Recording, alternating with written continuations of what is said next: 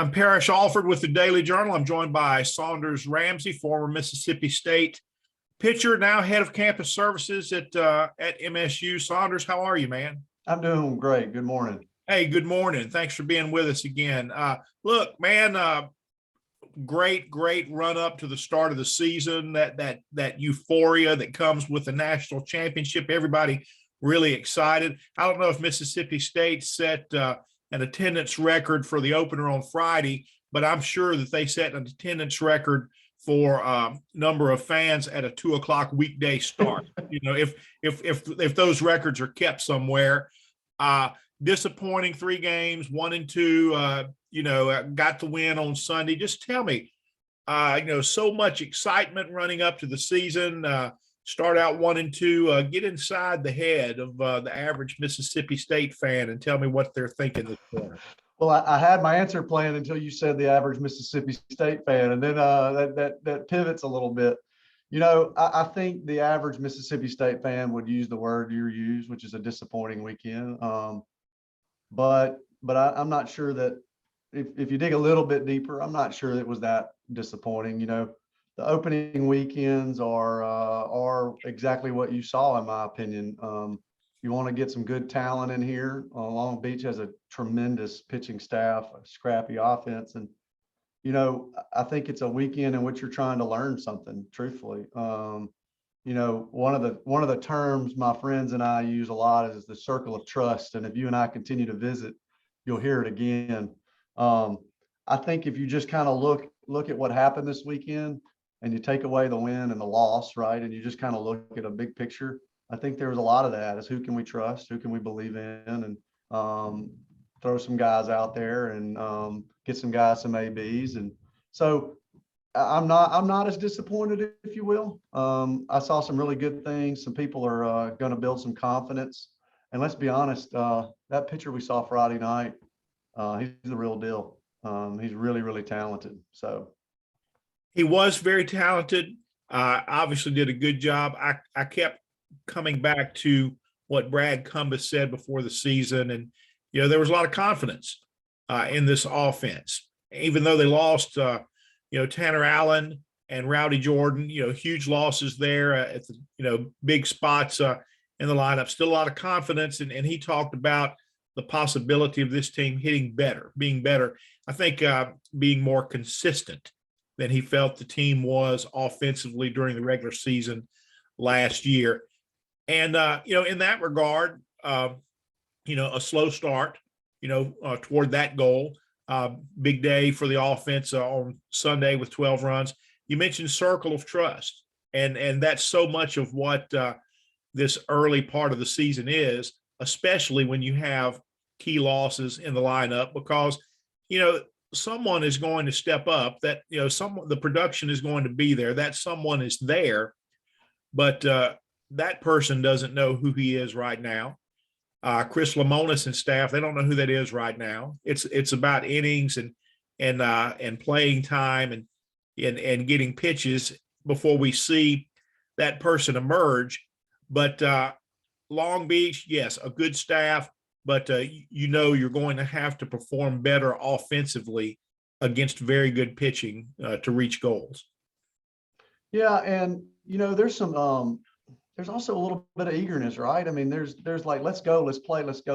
And, I was talking to one of the coaches prior to the weekend, and if you go back to actually this 2020 season, the shortened season, we went out to Long Beach and saw the same guy, and we jumped on him early and got a couple runs, and then he completely changed his approach, and he took advantage of our eagerness, right? And he took advantage of our aggressiveness. And then if you go back and you look at how he did last time and how he did this time, he didn't give up any hits this time. But even last time, there was 11 ground outs, both games, a lot of ground balls, a lot of soft contact early. And so, if again, we get our tendencies are to get soaked into the details, right? But if you just look, a lot of it kind of makes sense. I mean, he's one of the best pitchers in the country. We've got one of the most aggressive lineups. He's trying to prove themselves. Look at me, I can do it. I'm going to be the guy, right? And maybe you will be the guy. But I look at Cullen Clark. I mean, my man didn't get a hit this weekend, right? But he can hit. And he's trying to figure out where he is. Like, I think he thinks he's supposed to be the guy, right? Everybody's building him up. He ended last year strong. And and he had a tough weekend. But I think over time he's going to realize it's okay. Take your time, be patient, wait on your pitch, attack the ball, right? So I think all that has to play into your thought process, not just do we have a winning record, do we have a losing record? If you look at the at bats, it's obvious who they trust, in my opinion. You're talking about Cameron James, Logan Tanner, Luke Hancock, Cumbus, even Hunter Hines, right? So those are the guys that just right off the bat, you're like, oh, wait, there's some trust here, right? The coaches trust these guys. Then you start looking at, okay, who's fighting? Well, you got Corder, McGowan, Siebert. Those guys are scrapping, man. They're trying to find them a place. And that's what you want. And I think Chris Lemonis, over his time here, he does a tremendous job of that. It's like, I'm going to give you your shot. I'm going to give you an opportunity. He doesn't send the same 9 out there every day and just say, trust me, these are my guys. He gives everybody a shot, and that plays out over time. And I thought that played out this weekend rather well. You saw some guys like McGowan come out and get him a couple hits, right? You saw some home runs go over the fence from guys you didn't expect to. I think our story is just starting to unravel and be told a little bit. So, circle of trust. What was your circle of trust talking about this weekend, man? Your guys, did y'all text any back and forth? Yeah. What were Well, some? you look at the pitching staff. I mean, look what Landa did, right? I mean, there's no doubt, that's your guy. And then, what I'm interested to see who didn't, I'm interested to see where Wilding plays into this thing, right? It's like you heard about him all summer, all fall. And I think this midweek games and things like that, this thing starts to shape a little bit. Your relievers, for instance, I've been there, man. You come out, you get hits. Tanette got hit this weekend. Some of your guys that came first out of the pen, right? And you're like, well, man, now can I trust him, right? And if you're that guy, you want the ball right back. You want to go again. Like, let me get back in the circle. Let me get back in the circle. Skinner, man, that's the guy, right? He's like big off season. Everybody's excited. Obviously starts off in the circle of trust, right? And then is he moving to the edge? Can he get back in? I don't use this term as like a personal attack on them or a favoritism of the coach. It's just building this comfort level, both the person and the coach, where they can really start to believe in each other. And so I think it's going to be really interesting. Look at Siebert, man. All right, so Siebert comes in, I think it's Friday afternoon, he gets a pinch hit and he just barely misses one, and he hammers it to right field, gets caught against the wall right there in the right field corner. And then yesterday, my word, he hit a missile up the middle, right? So he's 1 for 2 on the weekend and nobody's really talking about it. But I'm telling you, that kid can hit. And I think he's going to find his way in there. But, if he's playing third base, what do you do with Cameron? Your outfielders are scrapping. It's just a beautiful kind of underlying competition to get a spot on the field. And I love it. Well, let's talk about Duty Noble Field, the first weekend coming off a national championship. Man, I knew fans would come out. I knew they'd come out in high numbers, but I was a little surprised at how many they put out there on Friday. And they weren't late. It's 2 o'clock start, man, on a Friday. Everybody got there on time.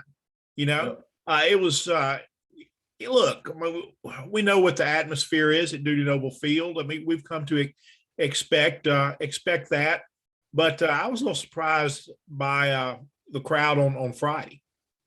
Well, you won the national championship. That's a huge deal, right? But mix in a good team, Long Beach State, mix in some good weather, mix in a national championship trophy, and you've got a pretty good recipe, man. We were out there Sunday, and I mean, it was a beautiful, beautiful day, and it's just an incredible place to be. So you're like making up excuses of how to get there. I think that's the difference. It's not a burden. It's not, It's like, how can I possibly physically get there? And man, it's a great place to play and a great place to watch. So you had your youth baseball kids there on Sunday. What did you tell them about the nuances of the game, what to watch, what to take away from watching an SEC team play? That's a great question. So if we could get them to sit down for long enough, right? We talked about how well I think both teams play the game the right way, right? They're just constant. The emotions aren't high, the emotions aren't low, they're just constant. And I think that's baseball for you. We talked about picking up your teammates, right? We talked about eating sausage, right? What I mean by that is it was really neat the kids to watch the visiting team interact with our fans. That's a unique aspect of Dudy Noble Field, and I can only imagine their coach kind of passing along the message like, we're here to win, we're here to beat the Bulldogs. However, enjoy your weekend, enjoy your time at Dudy Noble. So that's a little bit of fun. Again, they had a big time. We had a tough weekend in Little League, so it was good to follow that back up with, hey man, these guys struggled too. They lost 2 games, and now they're following it up with a big win. And so there's some good life lessons mixed in there.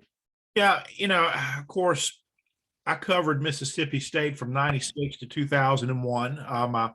Some of my earlier years at the Journal, and I remember these opposing coaches coming through, talking in the way that you're describing there. I remember Ken Knudsen. I'm sure I'm butchering that last name. I'm sorry about that, Ken.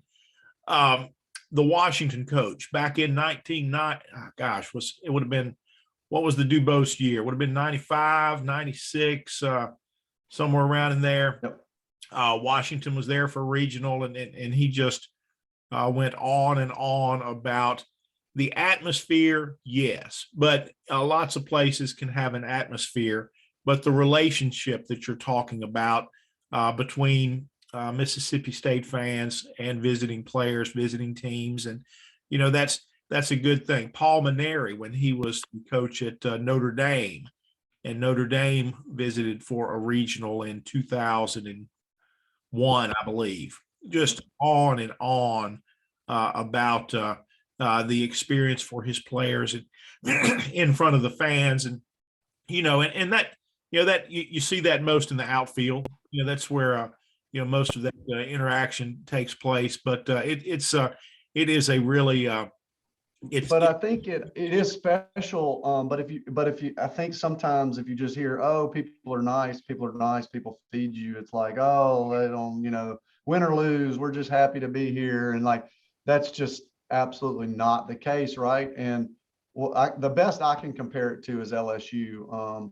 You go to LSU and you hear about the noise and the intimidator, and you hear about the Cajuns and the big time, and they are absolutely all over your case, right? But they do it in a way, it's by no means nice and kind, right? It's very, very intense, but it's baseball, and they're using the right terms, and the jokes they make are actually funny because they have meaning. And it